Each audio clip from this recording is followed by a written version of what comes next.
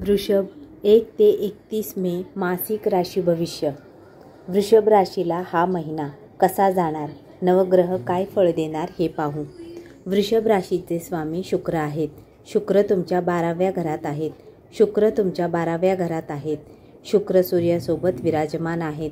पहिल्या घरात गुरु, 5व्या घरात केतू, तर 10व्या घरात शनी आणि 11व्या घरात राहू, मंगळ व बुध आहेत.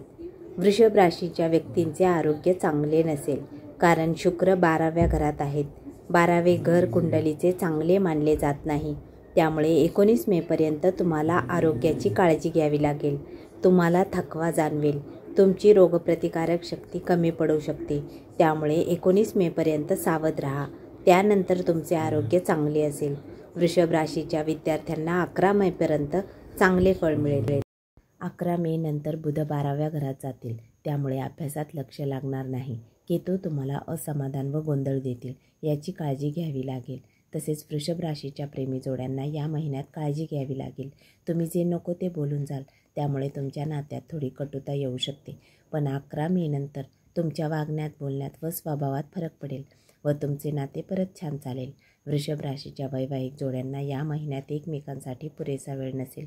तुमचा जोडीदार आपल्या कामात व्यस्त असेल, त्यामुळे तो तुम्हाला वेळ देऊ शकणार नाही. तसेच जोडीदार छोट्या छोट्या गोष्टींवरून नाराज होऊ शकतो. पण 15 मे नंतर तुमचे वैवाहिक जीवन हळूहळू सुधारेल. तुमच्या वैवाहिक जीवनात सुख येईल. वृषभ राशीच्या व्यक्तींना भाग्य या महिन्यात साथ देईल. त्यामुळे तुम्ही योजलेली सर्व कामे सफल होतील. तुम्ही या महिन्यात गुंतवणूक, शुभ कार्ये, मांगलिक कार्य, शेअर मार्केटिंग, नवीन वस्तूंची खरेदी, प्रवास, मीटिंग अशा शुभ गोष्टी करू शकता. पण 19 मे नंतर या गोष्टी करणे अतिशुभ ठरेल. वृषभ राशीच्या व्यक्तींचे करिअर चांगले असेल. तुम्ही एखादा चांगला निर्णय घ्याल. तुम्ही एखादा असा धोका पत्कराल ज्यातून तुम्हाला लाभ मिळेल. तुम्ही परिवर्तन घडवून आणाल.